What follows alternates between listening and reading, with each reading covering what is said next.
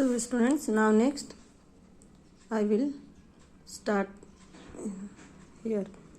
Soon there was a lovely smell of hot fresh bread. मतलब कि जो bread की गर्म ब्रेड की अच्छी खुशबू आने लगी. It filled all the corners of the house and wafted out into the garden. यानी कि जो ये ब्रेड के स्मेल है, जो गर्म भाप है, वो क्या होते हैं, गार्डन के चारों कोने में चली जाती है. यानी कि इसकी जो खुशबू है हर कोने कोने में फैल जाती है, हाउस में भी और उसके गार्डन में भी. Now next, the pig came into the kitchen from his muddy patch in the garden. The duck come from the pond and the cat left his place. अब क्या होता है कि जो पिग है वो भी अपने मड से बाहर आता है और वो किचन में आता है. और जो डक है वो भी, डक, कैट और पिग तीनों क्या होते हैं, अपने अपने जो उसके प्लेस थे उस प्लेस से बाहर आते हैं. किस लिए? किचन में बाहर निकलते हैं और वो किचन में आते हैं. When the little red hen opened the oven door, the dough had risen up and had turned into the most delicious looking loaf of bread any of them had ever seen. अब वो क्या करती है little red हैन, जब वो oven के door को open करती है तो जो डो है वो क्या होता है, पक चुका होता है और वो बहुत ही खूबसूरत डिलीशियस वो दिखता है. जो ब्रेड के समान वो खूबसूरत और डिलीशियस दिखता है. और जो ऐसा वो मतलब ब्रेड बना है, ऐसा ब्रेड पका है कि जो कभी किसी ने नहीं देखा होगा. Who is going to eat this bread? अब देखिए, asked the little red hen. Okay student, क्या होता है, Who is going to eat this bread? asked the little red hen.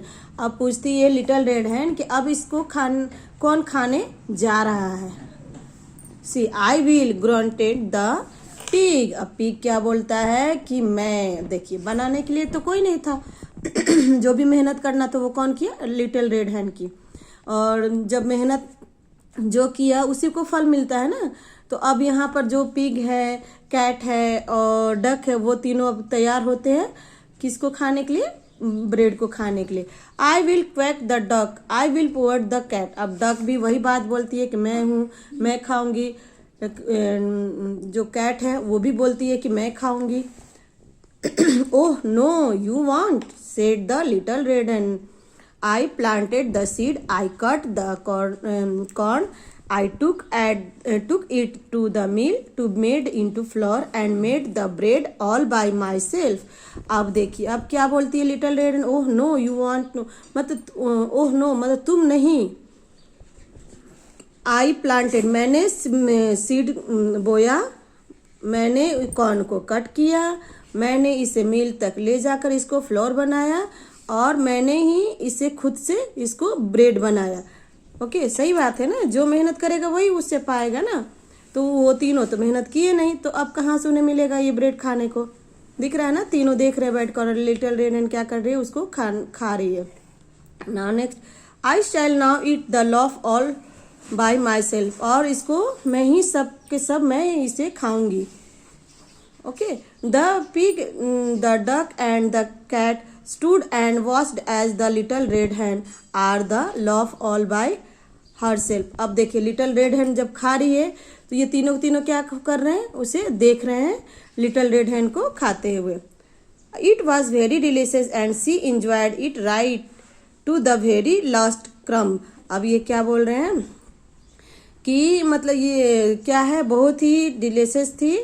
ये जो ब्रेड है वो बहुत ही डिलीशियस थी और जो लिटिल रेड है वो बहुत ही इंजॉय की और लास्ट बाइट तक उसने लिटिल रेड हैन ने एंजॉय कर उसको खाया. ओके स्टूडेंट, तो इस कहानी में हमें क्या शिक्षा मिलती है कि जो मेहनत किया उसी को फल मिला. अगर पिग, डक और कैट तीनों मिलकर रेड हैन को हेल्प करते तो वो क्या होता, लिटिल रेड हैन के साथ साथ ये तीनों खाते, ये खड़े होकर ऐसे उसको देखते नहीं। तो ओके स्टूडेंट, तो आप लोग को भी ऐसी मेहनत करनी चाहिए। तो आप जैसा मेहनत करोगे वैसा ही फल पाओगे। तो स्टडी हो, मम्मी का डैडी का हाथ बटाना हुआ, कुछ भी हुआ, तो आप अगर अच्छे से रहोगे तो उसका फल भी अच्छे मिलती है। Now next page number is 21, masculine and feminine nouns. Okay, masculine and feminine nouns. Gender show the difference between male and female. There are masculine and feminine gender. अब ये जो मस्कुलर और मस्कुलाइन एंड फेमिनाइन जो है वो क्या है, gender को पहचानने में हमें मदद करती है। मतलब अलग अलग मेल और फीमेल को अलग अलग डिफरेंस में उसको बताती है कि कौन मेल है और कौन फीमेल है। किसके द्वारा हमें पता चलता है, ये मस्कुलाइन एंड फेमिनाइन नाउन्स के द्वारा। Masculine noun gender are words use to boy. अब ये मस्कुलाइन नाउन्स है वो हमें किसके लिए यूज होते हैं, जो बॉयज होते हैं, main and male animals. Okay, यहाँ ध्यान देना है, मेल एनिमल्स मतलब जैसे मेन आदमी में और बॉयज में जो एनिमल्स आते होंगे वो एनिमल्स मेल एनिमल्स कहलाते हैं।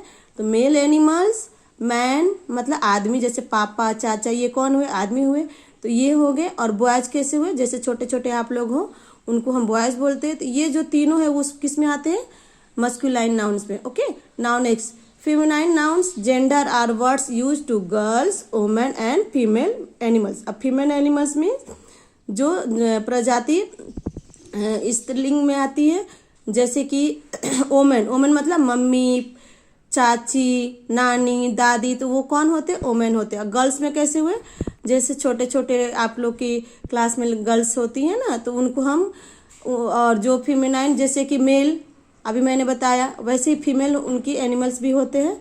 तो ये हमारे हो गए फेमिनाइन जेंडर्स। तो अब यहाँ पर एक्सप्लेन किया गया है कैसे है। बॉय, बॉय कौन है, बॉय हो गया मस्कुलाइन जेंडर।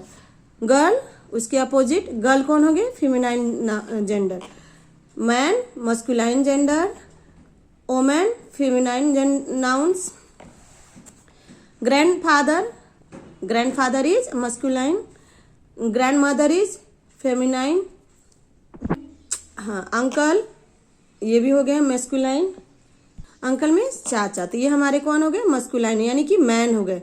मैन कौन कौन हुए, अंकल, ग्रैंडफादर, ये हमारे कौन है, ये मैन हो गए। तो मैन अंकल भी हो सकते हैं और दादाजी भी हो सकते हैं, यानी कि चाचा भी हो सकते हैं और दादा भी हमारे मैन में आ सकते हैं। तो ये हो गए masculine gender. Aunt, aunty, aunty कौन होते हैं, फेमिनाइन जेंडर में आते हैं। किस में आते हैं, फेमिनाइन जेंडर।